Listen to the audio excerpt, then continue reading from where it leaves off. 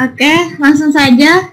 Sebelum di sini saya akan menjelaskan mengenai konsep dan juga fungsi serta tujuan dari kegiatan ekstrakurikuler.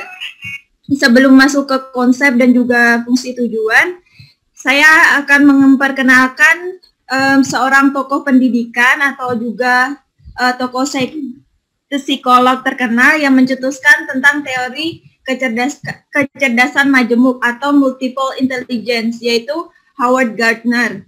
Di sini dia menyatakan terdapat 8 kecerdasan. Yang pertama, kecerdasan bahasa atau linguistik.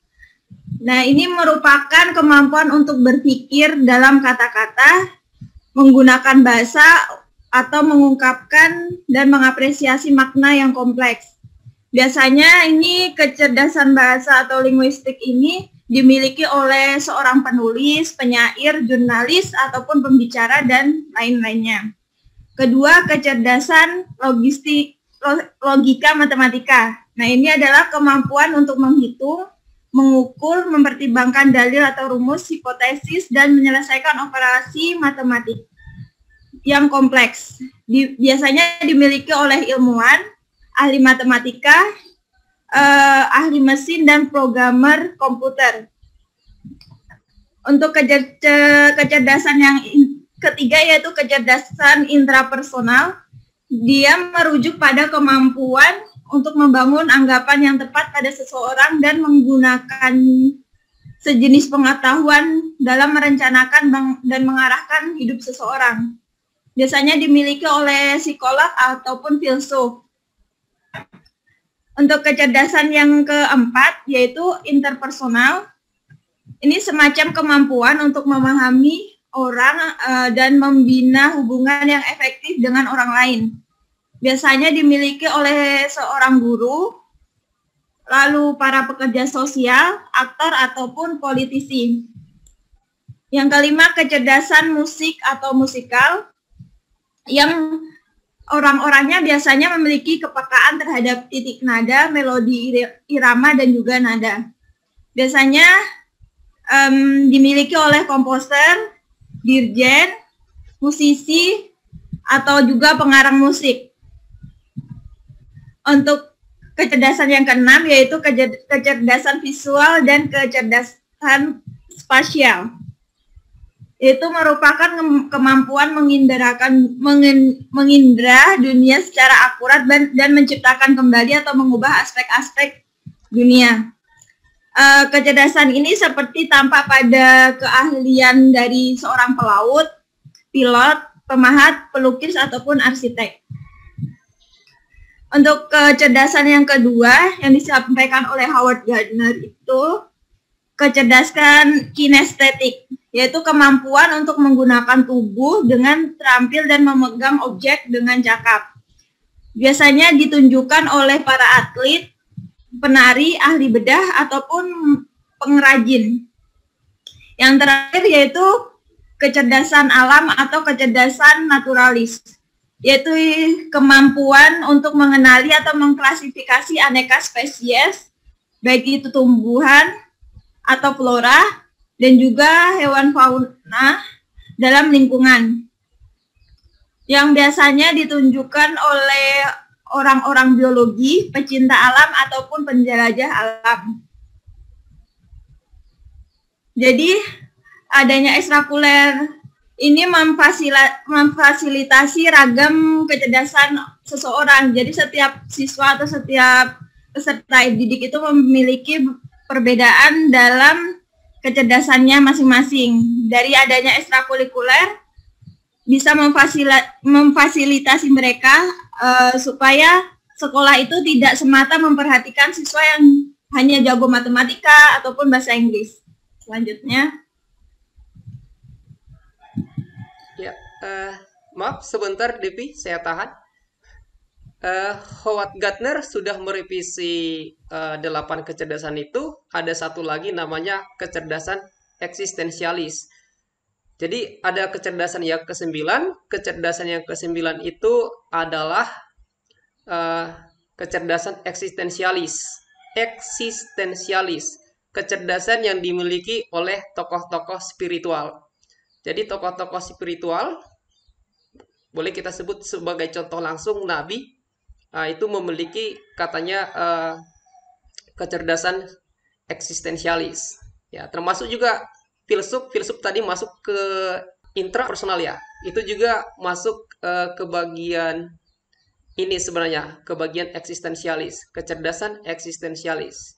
Ya, jadi seperti yang disampaikan oleh presenter tadi, adanya ekstrakurikuler, kecerdasan yang dimiliki oleh anak itu bisa dikembangkan. Bakat dan minatnya bisa dikembangkan, potensinya bisa dikembangkan dengan adanya ekstrakurikuler.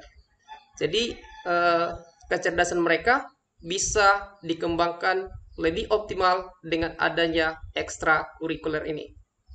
Silakan lanjutkan, Devi. Baik Pak, terima kasih. Di sini saya akan melanjutkan mengenai konsep kegiatan ekstrakurikuler. Jadi terdapat pada Undang-Undang Nomor 20 Tahun 2003 di Pasal 3 tentang Sistem Pendidikan Nasional itu menyebutkan bahwa pendidikan nasional itu memiliki tujuan untuk berkembangnya potensi peserta didik agar menjadi manusia yang beriman dan bertakwa kepada Tuhan Yang Maha Esa, berakhlak mulia, sehat, berilmu, cakap, kreatif, mandiri, dan menjadi warga negara yang demokratis serta bertanggung jawab. Nah, untuk mengembangkan potensi peserta didik yang sebagaimana disebutkan pada tujuan dari sistem pendidikan nasional, itu bisa diwujudkan melalui kegiatan ekstrakurikuler ini. Seperti yang ada pada Peraturan Permendikbud Nomor 62 Tahun 2014, kegiatan ekstrakurikuler ini adalah kegiatan kurikuler yang dilakukan oleh peserta didik di luar jam belajar, kegiatan intrakurikuler dan kegiatan kurikuler di bawah bimbingan dan pengawasan satuan pendidikan. Jadi jelasnya kalau untuk kegiatan ekstrakurikuler ini merupakan perangkat operasional kurikulum yang perlu disusun dan dituangkan dalam rencana kerja tahunan atau kalender pendidikan satuan pendidikan. Nah, ini diatur pada Pasal 32 Tahun 2013. Serta setelah kegiatan ekstrakurikuler ini dilakukan, pastinya ada pelaksanaan evaluasi setiap semester oleh sekolah. Dari kegiatan ekstrakurikuler ini menjembatani kebutuhan perkembangan peserta didik yang berbeda. Jadi setiap peserta didik pasti memiliki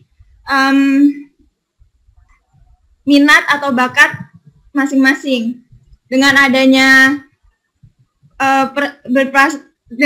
peserta didik ini berpartisipasi dalam kegiatan ekstrakurikuler, harapannya mereka bisa mengembangkan dan belajar melalui komunikasi, bekerja sama dengan orang lain, serta menemukan dan mengembangkan potensinya mereka.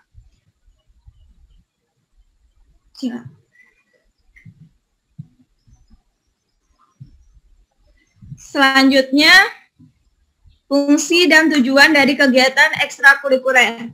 Ini masuk ke dalam fungsi terlebih dahulu ya teman-teman.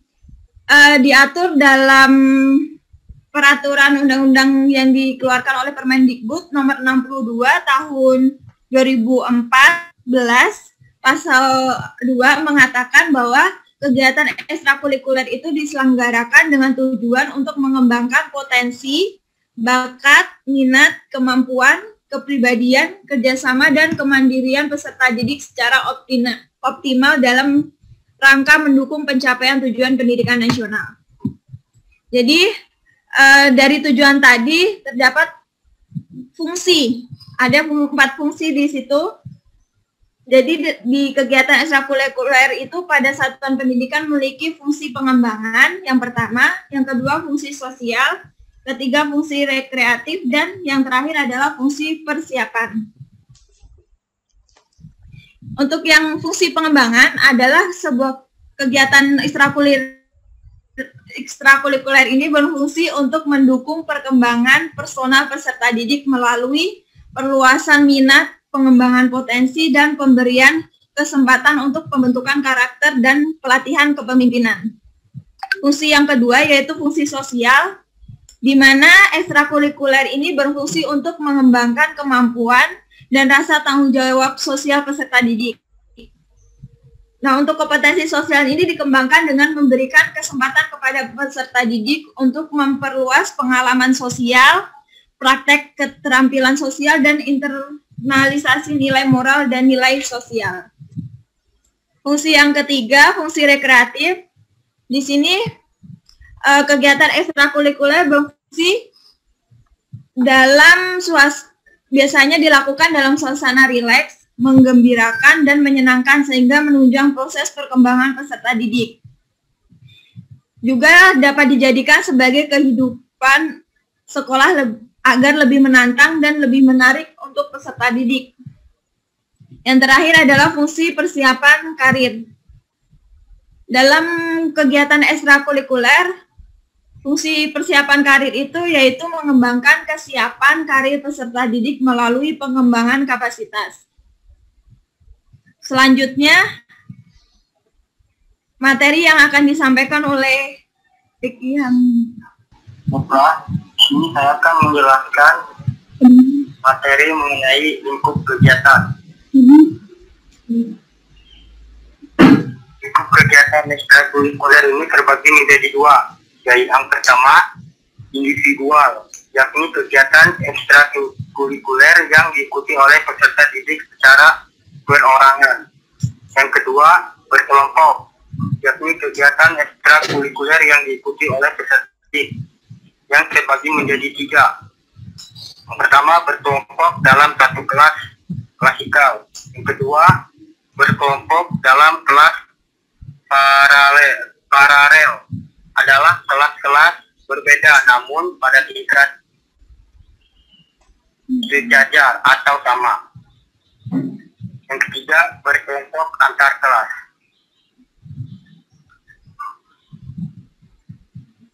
Selanjutnya, jenis kegiatan. Menurut pedoman, kegiatan ekstrakurikuler dibedakan menjadi dua, kegiatan ekstrakurikuler wajib dan pilihan. Kegiatan ekstrakurikuler wajib adalah kegiatan ekstrakurikuler yang wajib diselenggarakan oleh satuan pendidikan dan wajib diikuti oleh seluruh peserta didik. Adapun program yang bersifat wajib bagi siswa adalah pramuka yang merupakan tuntutan kurikulum 2013. Kedua, kegiatan ekstrakurikuler pilihan adalah kegiatan ekstrakurikuler yang dapat dikembangkan yang diselenggarakan oleh satuan pendidikan dan dapat diikuti oleh peserta didik sesuai bakat dan minatnya masing-masing. Adapun bentuk kegiatan ekstrakurikuler dapat berupa yang pertama kerja, misalnya kepramukaan, latihan kepimpinan siswa, palang merah remaja, usaha kesehatan sekolah, pasukan pengibar bendera, dan lain sebagainya.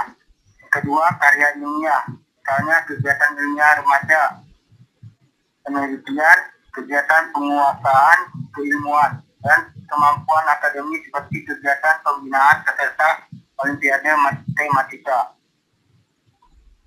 Ketiga, latihan olah bakat, latihan olah minat, misalnya pengembangan bakat olahraga, seni dan budaya, pencipta alat, jurnalistik, teater, teknologi, informasi dan komunikasi, rekayasa, dan lain sebagainya. Yang keempat, keagamaan, misalnya pesantren silat, ceramah keagamaan, baca tulis Al-Quran, atau retreat, atau untuk kegiatan lain sebagainya.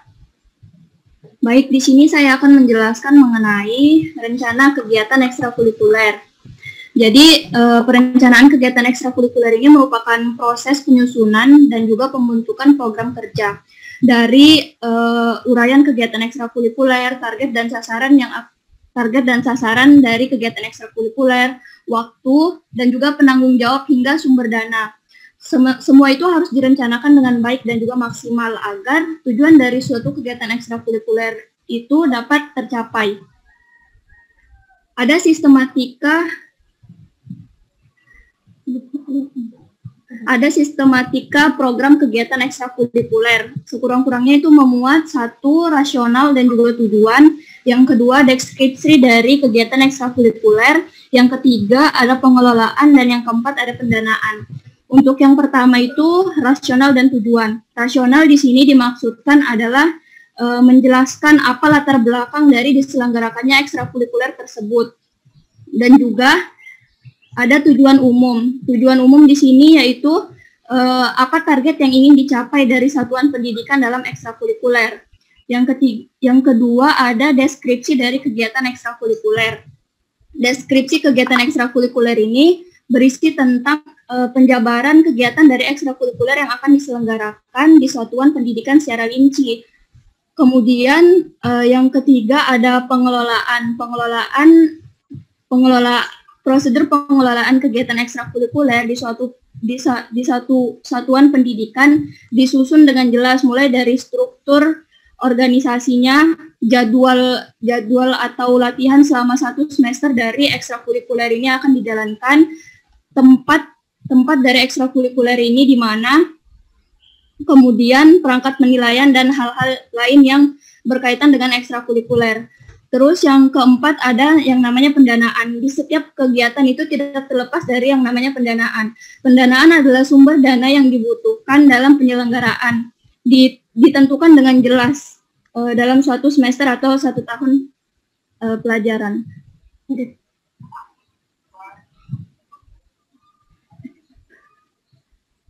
Terus yang kelima itu ada evaluasi. Nah, evaluasi di sini dilakukan untuk mengidentifikasi permasalahan yang terjadi selama pelaksanaan ekstrakurikuler, sehingga dapat dilakukan tindak lanjut, perbaikan, dan juga pengembangan dari ekstrakurikuler tersebut.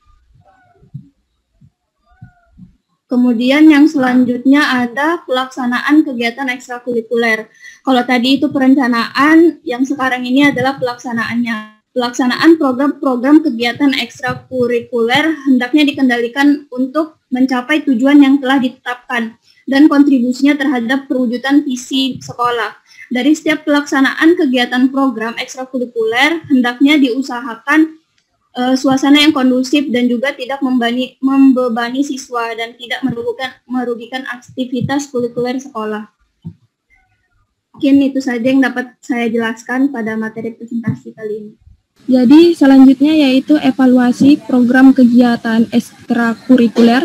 Menurut Permenkub tahun 2014 menyebutkan bahwa evaluasi kegiatan ekstrakurikuler ini dilakukan untuk mengukur ketercapaian tujuan pada setiap indikator yang telah ditetapkan dalam perencanaan satuan pendidikan. Jadi satuan pendidikan ini hendaknya mengevaluasi setiap indikator yang sudah tercapai maupun yang belum tercapai. Nah, berdasarkan hasil evaluasinya, satuan pendidikan dapat melakukan perbaikan rencana tindak lanjut untuk siklus kegiatan berikutnya. Kemudian yaitu evaluasi program kegiatan ekstrakurikuler ini berguna untuk mengumpulkan data atau informasi mengenai tingkat keberhasilan yang dicapai peserta didik. Jadi penilaian dapat dilakukan sewaktu-waktu untuk menetapkan tingkat keberhasilan peserta didik pada tahap tertentu dan untuk jangka waktu tertentu berkaitan dengan proses dan hasil kegiatan ekstrakurikuler itu sendiri. Selanjutnya itu adalah pelapor atau pertanggung jawab kegiatan ekstrakurikuler. Jadi sekolah dituntut untuk membuat laporan, baik laporan untuk keseluruhan program kegiatan ekstrakurikuler dan untuk setiap jenis kegiatan ekstrakurikulernya, maupun untuk penanggung jawab keuangan yang telah dialokasikan atau digunakan untuk kegiatan yang dimaksudkan. Jadi yang bertanggung jawab dalam kegiatan ekstrakurikuler itu adalah kepala sekolah. Nah, kemudian dalam laporan kegiatan hendaknya dibuat format sederhana tetapi cukup komprehensif dan mudah dipahami. Misalnya ada kata pengantar, daftar isi, latar belakang, pengertian dari jenis kegiatan ekstrakurikuler itu sendiri, kemudian ada tujuan, saran, hasil yang diharapkan. Kemudian ada penyelenggaraan kegiatan, yaitu meliputi persyaratan peserta, baru ada bentuk dan materi kegiatannya, kemudian organisasi penyelenggaraannya, kemudian ada jadwal dan mekanisme pelaksanaan, kemudian ada bentuk penghargaannya, ada hasil yang diperoleh, kesulitan yang dijumpai, dan usaha untuk mengatasi kesulitan. Kemudian ada kesimpulan dan saran beserta dengan lampiran-lampirannya. Kemudian slide selanjutnya. Nah, selanjutnya itu adalah pihak-pihak yang terlibat. Nah, pihak-pihak yang terlibat dalam kegiatan ekstrakurikuler yaitu pertama ada satuan pendidikan, di mana satuan pendidikan itu ada kepala sekolah atau madrasah, ada tenaga pendidik, tenaga kependidikan, dan pembina ekstrakurikuler. Di sini mereka bersama-sama mewujudkan keunggulan dalam ragam kegiatan ekstrakurikuler sesuai dengan sumber daya yang dimiliki pada setiap satuan pendidikan. Kemudian ada pihak kedua, komite sekolah atau madrasah, di mana komite sekolah ini sebagai mitra sekolah yang memberikan dukungan, saran, dan kontrol dalam kegiatan dalam keunggulan ragam kegiatan ekstrakurikuler. Selanjutnya ada pihak ketiga yaitu orang tua, di mana orang tua ini memberikan kepedulian dan komitmen penuh terhadap keberhasilan dalam kegiatan ekstrakurikuler pada satuan pendidikan. Sekian dari saya, Pak.